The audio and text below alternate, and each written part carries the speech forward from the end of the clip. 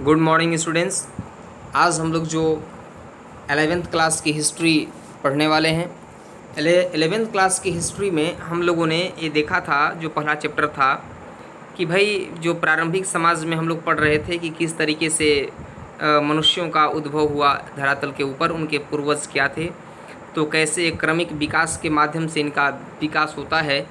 और इसमें अलग अलग तरह के मैंने बताने का प्रयास किया आपको कि कैसे उनका परिवर्तन आता है समाज में। जैसा कि आपने देखा पहले कि उनका जो हाथ था धीरे धीरे क्रमिक रूप से परिवर्तन होते चले गए। आप देख रहे हैं कि उनके खोपड़ी में भी परिवर्तन हुआ है ना। खोपड़ी में धीरे धीरे पहले लंबा था, दांत बड़े बड़े होते थे, लेकिन धीरे धीरे मस्तिष्क जो है सो छोटा था। पहले मस्तिष्क भी बाद में लास्ट में धीरे धीरे बड़ा होता चला गया, दांत छोटे होते चले गए। और जो आधुनिक मानव कहे जाते हैं वो होमो सैपियंस को कहा जाता है। तो होमो सैपियंस आधुनिक मानव हुए। और आधुनिक मानव का जो सोच विचार था वो अलग तरह का था। आदि मानव के जो होमो सैपियंस के जो प्रज्ञा मानव के जो चिंतनशील मानव का जो हाथ वगैरह था वह वस्तुओं को पकड़ सकता था, औजार बना सकता था और औजारों को उपयोग में ला सकते थे वे। तो इस तरीके से आदि काल में जो मानव के जो अवशेष हैं, जो अवशेष पाए गए आदि काल में, प्राचीन काल में, उन्हें विभिन्न प्रजातियों में वर्गीकृत किया गया है। अनेक प्रजाति में उन्हें बांट दिया गया है। और ये प्रजातियों को अक्सर उनकी हड्डियों की रचना के में पाए जाने वाले अंतरों के आधार पर एक दूसरे से अलग किया गया है। क्योंकि हड्डियों की रचना में अंतर था, परिवर्तन था उसमें। और उदाहरण के लिए जैसे प्रारंभिक मानवों की प्रजातियों को उनकी खोपड़ी के आकार, जबड़े की विशिष्टता के आधार पर बांटा गया था। और ये विशेषताएं सकारात्मक जो है सो प्रतिपुष्टि व्यवस्था यानी वांछित परिणाम प्राप्त होने से ही विकसित हुई होगी, ऐसा माना जाता है। मतलब यहाँ पर दो चीज़ों को आपको ध्यान में रखना है कि आदि काल में मानव के जो अवशेष को विभिन्न प्रजातियों में वर्गीकृत किया गया है। और वह वर्गीकृत किस आधार पर किया गया, तो उनकी हड्डियों की रचना में पाए जाने वाले अंतर के आधार पर किया गया। किस आधार पर? हड्डियों की रचना में पाए जाने वाले अंतर के आधार पर किया गया। और उन्हें जो प्रारंभिक मानव के जो प्रजातियों के जो खोपड़ी मिले हैं, इनकी विशिष्टता के आधार पर बांटा जाता है। तो आइए हम सब देखें और आगे हम लोग देखते हैं कि किस तरीके से परिवर्तन होता है समाज में। उदाहरण के तौर पर यदि बात किया जाए तो दो पैर पर होकर चलने की क्षमता के कारण हाथ बच्चों या चीज़ों को उठाकर ले जाने के लिए मुक्त हो गए थे धीरे धीरे। और जो जो हाथों का इस्तेमाल बढ़ता गया, उनका दो पैरों पर खड़े होकर चलने की कुशलता भी बढ़ती चली गई थी। और उनके स्वतंत्र हाथ हो जाने का लाभ उन्हें मिला। जैसे वे चार पैरों की बजाय दो पैरों पर चलने से शारीरिक ऊर्जा की खपत भी कम लगी उनकी, और वे दौड़ सकते थे। और वहाँ पर पद चिन्हों के जीवाश्म भी पाए गए हैं आदि मानव के। और जैसे कि हादार इथियोपिया से प्राप्त जो हड्डी के अवशेष हैं, जो हड्डी के जीवाश्म के अवशेष हैं, वहाँ से तत्कालीन मानव दो पैरों पर चलने लगे थे, इसका साक्ष्य वहाँ पर मिलता है। और कहीं पर चार पैरों के इसके पहले यदि जो था और किसी स्थान पर चार पैरों से चलने वाले मनुष्यों के भी जो मतलब प्रजातियों के भी अवशेष मिले हैं वहाँ से। लगभग 25 लाख वर्ष पहले की बात किया जाए तो ध्रुवीय क्षेत्र में जो बर्फ़ से ढका रहता था हमेशा वहाँ पर, क्योंकि वे क्षेत्र जो थे बर्फ़ से ढके थे। और धीरे धीरे हिमयुग प्रारंभ जो होता हुआ तो बर्फ़ बड़े भागों से ढक गए और वनस्पतियाँ जो थीं उसमें परिवर्तन आया। तापमान और वर्षा में कमी हो जाने से जंगल कम हो गए। और बाद में वे प्रजाति ही सर्वाइव करने पाए जो सूखी परिस्थितियों में आराम से रह सकते थे। समझ गए? सूखी परिस्थितियों में जो आराम से रह सकते थे वैसे लोग ही जो है सो होने पाए। अब देखिए यहाँ पर क्या कहा जा रहा है कि जो होमो शब्द है वह लैटिन भाषा का शब्द था। इसके बारे में चर्चा हम कर चुके हैं आपसे, जो अनेक जगहों पर पाए गए थे। देखिए होमो जो हैबिलिस के जीवाश्म इथियोपिया में ओबो और तंजानिया और ओल्डुबर्ग गोर्ज से प्राप्त हुए हैं। समझ गए? तो ये विभिन्न क्षेत्रों से इनके अवशेष पाए गए जो है। तो यहाँ पर देख रहे हैं आप लोग कि एशिया में भी जीवाश्म पाए गए थे कई जगहों पर, एशिया में भी जो है सो पाए गए। और यहाँ पर अफ्रीका में, लेकिन विवाद यहाँ पर यह है कि ये आदि मानव का जो स्टार्ट हुआ, जो ये मनुष्यों की जो वंशज थे, इनका जो सर्वप्रथम उल्लेख कहाँ मिलता है, तो इसके लिए थोड़ा सा जो है सो समस्या मिलती है, लोगों में मतभेद होता है थोड़ा सा लोगों के बीच में कि कहाँ कहाँ इनके अवशेष पाए गए। तो इसमें अगर देखा जाए हम लोग कि आधुनिक मानव के क्रमिक विकास की कहानी, आधुनिक मानव जो थे वे किस तरीके से अपने विचार को लेकर आगे बढ़े, कैसे उनकी सोच आगे बढ़ी, तो इन सब चीज़ों के बारे में हम लोग अब यहाँ पे देखेंगे कि मानव के क्रमिक विकास की कहानी आधुनिक मानव की कैसे बढ़ती है। देखिए, सबसे पहले तो यदि आप तालिका पर नज़र डालेंगे तो देखेंगे कि होमो सेपियंस के अस्तित्व के बारे में प्राचीनतम साक्ष्य में अफ्रीका के विभिन्न भागों से मिले। समझ गए, अफ्रीका के, ये देख रहे हैं आप कहाँ, इथियोपिया, ओबो, किबिस, ये सब देखिए दक्षिण अफ्रीका का बॉर्डर गुफा, दी केल्डर्स, क्लासिस नदी का मुहाना, और मोरक्को दर ए सुल्तान, है ना, इज़राइल, है ना, ऑस्ट्रेलिया, बोर्नियो, है ना, फ्रांस। मतलब यूँ कहें कि विभिन्न स्थलों पर, विभिन्न जगहों पर जितने भी अवशेष पाए गए उनमें अफ्रीका में ज़्यादातर आदि मानव के अवशेष पाए गए, जिससे कि उनके बारे में अध्ययन करने में, समझने में बड़ा सुविधा मिला। तो होमो सेपियंस के अस्तित्व के बारे में प्राचीनतम साक्ष्य अफ्रीका के विभिन्न भागों से मिले। अब प्रश्न यहाँ पर उठता है कि इनकी उत्पत्ति का केंद्र कहाँ था। तो यह केंद्र एक ही था अथवा बहुत से केंद्र थे, ये भी बात है। तो यहाँ पर जो है सो बहुत सारे विचार अलग अलग विचारकों के द्वारा दिए गए हैं। कुछ विचार एक दूसरे के विरोध भी करते हैं, कुछ एक दूसरे का समर्थन भी करते हैं। तो मुख्य रूप से यहाँ पर यदि देखा जाए उनकी उत्पत्ति के बारे में, तो उत्पत्ति के बारे में जो है एक मॉडल, पहला मत जो आता है उत्पत्ति के बारे में, आधुनिक मानव की उत्पत्ति के बारे में जो पहला अवशेष आता है, जो पहली बात मानी जाती है, तो यहाँ पर दो मत प्रचलन में मुख्य रूप से माने जाते हैं। तो पहला मत की चर्चा कीजिए सबसे पहले। तो पहला मत जो है वह क्षेत्रीय निरंतरता मॉडल है। पहला क्या है? क्षेत्रीय निरंतरता मॉडल को माना जाता है, पहला कम्युनिटी मॉडल माना जाता है। और यह मानता है कि इसके अनुसार क्या होता है कि इसके अनुसार जो है सो जो अनेक क्षेत्रों में अलग अलग मनुष्यों की उत्पत्ति हुई। कहाँ कहाँ हुई? मनुष्यों की उत्पत्ति अलग अलग क्षेत्रों में हुआ था, ऐसा माना जाता है। समझ गए। दूसरा मत है कि प्रतिस्थापन मॉडल है, रिप्लेसमेंट मॉडल।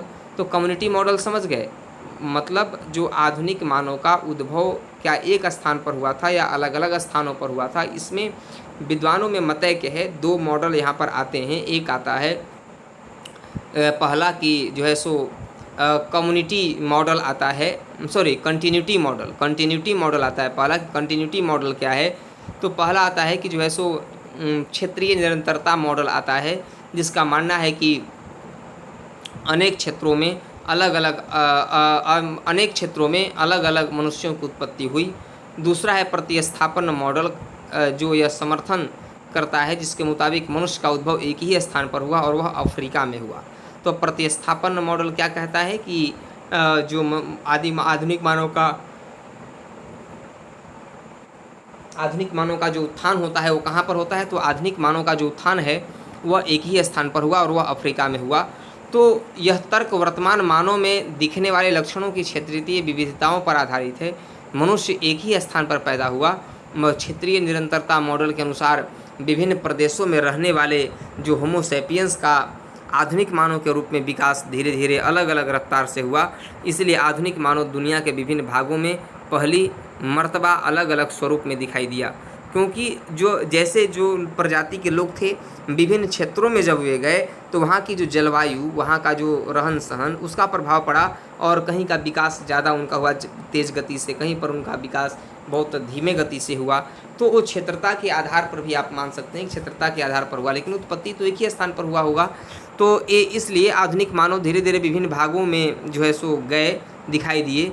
और यह तर्क दिया जाता है, यह दृष्टिकोण से के समर्थक बोलने वालों के अनुसार कहा जाता है कि असमानताएं एक ही क्षेत्र में पहले से रहते आए होमो इरेक्टस और होमो हाइडेलबर्गेसिस समुदायों में पाई जाने वाली विभिन्नताओं के कारण है। कि मतलब जो विभिन्न क्षेत्रों में निवास करते थे उनमें अंतर पाया गया, ये उन्हीं के कारण माना जाता है। तो यहाँ पर देखिए कि प्रतिस्थापन और क्षेत्रीय निरंतरता का जो मॉडल है, यह कल्पना की गई है कि मानव के सभी पुराने रूप, चाहे वे कहीं भी पाए गए हों, कहीं भी हैं, उनका स्थान पूरी तरह आधुनिक मानव ने ले लिया। इस विचारधारा का समर्थन इस साक्ष्य से होता है कि आधुनिक मानव में सर्वत्र शारीरिक और जननिक यानी उत्पत्ति मूलक समरूपता पाई गई। चाहे वो कहीं के आधुनिक मानव हों। ऐसे लोग यह तर्क देते हैं कि अत्यधिक समानता इसलिए पाई गई उनके पूर्वज कौन थे, तो एक ही क्षेत्र यानी अफ्रीका में उत्पन्न हुए थे। उनके पूर्वज एक थे और वे अफ्रीका में उत्पन्न हुए थे, वहीं से अन्य स्थानों में फैल गए। तो अफ्रीका से अनेक स्थानों में गए और जब जाने के बाद तो उनके जो तरीके थे शारीरिक बनावटों के वो अलग अलग धीरे धीरे होने लगे, है ना। तो इस तरीके से आप देख सकते हैं कि शारीरिक विभिन्नताएं अलग अलग हैं। इन विचारधाराओं के विद्वानों का कहना है कि मनुष्यों में जो शारीरिक विभिन्नताएं पाई जाती हैं उनका कारण उन लोगों का परिस्थितियों के अनुसार हजारों वर्षों की अवधि में अपने आप को ढाल लेना है। जब वे भाई ढाल लेंगे अनेक वर्षों तक और वहाँ पर रह करके जब ये काम करेंगे तो वो अस्थाई बाद में हो जाता है। क्या हो जाता है? बाद में वही चीज़ें अस्थाई हो जाती हैं। आदिकालीन मानव भोजन प्राप्त करने के तरीके क्या था?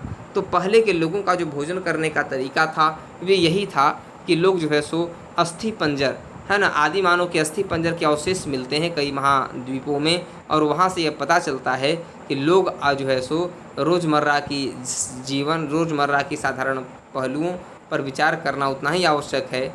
तो हम आइए देखते हैं यहाँ पर कि किस तरीके से वो लोग अपना भोजन वगैरह की व्यवस्था करते थे। सबसे पहली बात कि वो लोग संग्रहण करते थे, शिकार करते थे, है ना, अपमार्जन करते थे, मछली पकड़ते थे। संग्रहण की क्रिया में पेड़ पौधे से मिलने वाले खाद्य पदार्थों जैसे बीज, है ना, गुठलियों, बेर, फल, कंद मूल इकट्ठा करना भी शामिल था, और इन सब चीज़ों को शामिल करके वे अपना भोजन अपना बनाया करते थे। और यह भी बात बहुत महत्वपूर्ण है, हमें हड्डियों के जीवाश्म तो बहुत जगहों से मिले हैं, पर पौधों के जीवाश्म बहुत ही दुर्लभ ही हैं, क्योंकि वहाँ पर देखा जाता है कि पौधों से भोजन जुटाने के बारे में सूचना प्राप्त करने का एक तरीका दुर्घटना या संयोगवश जले हुए पौधों से प्राप्त अवशेषों का अध्ययन है। मतलब सबसे पहले तो पौधों से भोजन जुटाने के बारे में जो सूचना है वह बहुत ही दुर्घटना या संयोगवश जले हुए पौधों के प्राप्त अवशेषों का अध्ययन है। मतलब कार्बनीकरण हो जाता है, क्योंकि इस प्रक्रिया में कार्बनीकरण हो जाता है और इस रूप में जैविक पदार्थ लंबे अरसे तक सुरक्षित रह सकते हैं, क्योंकि जले हुए रहेंगे पदार्थ तो लंबे समय तक सुरक्षित रहेंगे, है ना। अगर उन्हें भूना जाएगा तो कुछ लंबे समय तक वे रह सकते हैं। लेकिन अभी तक पुरातात्विकों को यह थोड़ा मतलब कि वो था, संशय था उनमें कि पुराने ज़माने के संबंध में कार्बनीकृत बीजों के साक्ष्य नहीं मिले हैं, ठीक ना। तो हाल के वर्षों में यदि हम बात करें तो शिकार शब्द विद्वानों के लिए चर्चा का विषय बना रहा, क्योंकि वे लोग जो होमोसेपियंस थे, आधुनिक मानव थे, शिकार करके ही तो अपना जीवन बसर करते थे। मांस मज्जा खुरच कर निकालने लगे और जानवर अपने आप मर जाते या किन्हीं अन्य हिंसक पशु द्वारा मार दिए जाते। तो यह भी इतना संभव है कि पूर्व होमिनिड छोटे स्तनपायी जानवर जैसे चूहे, छछूंदर जैसे कृंतकों, पक्षियों, है ना, सरीसृपों, यहाँ तक कीड़े मकोड़ों को लोग खाते थे। ये भी हो सकता है। शिकार शायद बाद में शुरू हुआ, लगभग 5 लाख साल पहले योजनाबद्ध तरीके से सोच समझकर बड़े स्तनपायी जानवरों का शिकार, उनका वध करने का सबसे पुराना स्पष्ट साक्ष्य 2 स्थल से हम लोगों को मिलता है। 2 स्थल कौन कौन से हैं? तो एक तो दक्षिणी इंग्लैंड है, दक्षिणी इंग्लैंड में, है ना, ब्रॉक्स ग्रो है, वहाँ से मिलता है। और पहले का जर्मनी में सोनिंजन जर्मनी में मिलता है। 2 स्थान मिलते हैं।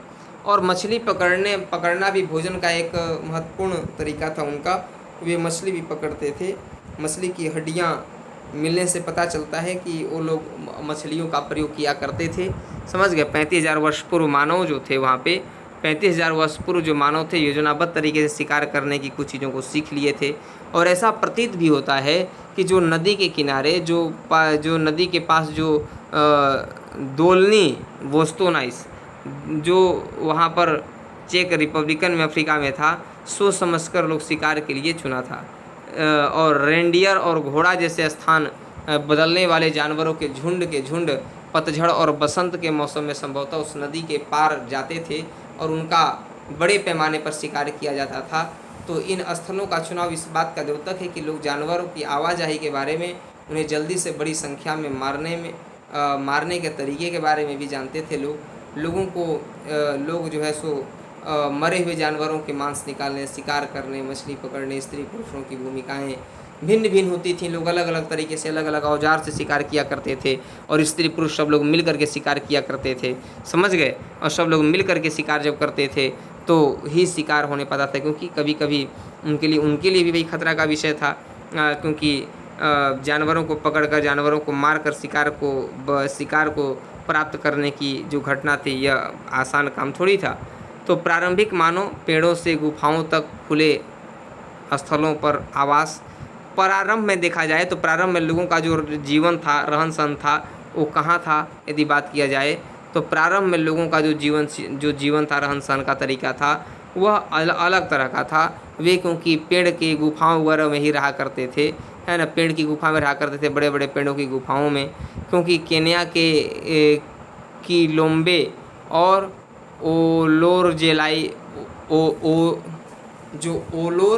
जेशाइली के खनन स्थलों पर यह पता चलता है कि वहाँ पर हस्त कुठार मिले हैं, मतलब हस्त कुठार मिले हैं वहाँ पर कई सौ साल पुराने।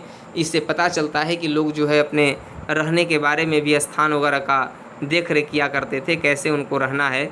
और वहाँ पर शिल्प कृतियाँ भी मिलती हैं और दिखाई पड़ता है कि लोग आवागमन कम होता था वहाँ पर।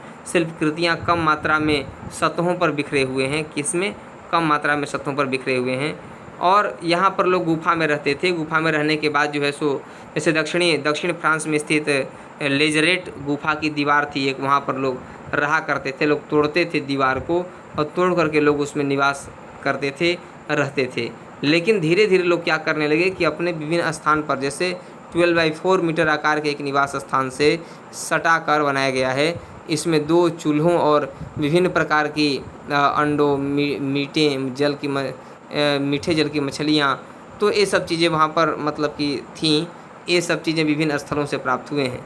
तो स्थल जहाँ जहाँ मिला वे उन स्थलों में चूल्हे, आग, मतलब दूसरी तरफ लोगों ने जिस तरीके से अपनी ज्वाला, भाई वहाँ पर भाई ये भी था कि प्राकृतिक आपदा भी आते थे, ज्वालामुखी विस्फोट भी होता था। तो सुनियंत्रित ढंग से लगाई गई आग में पका कर बनाई गई थी।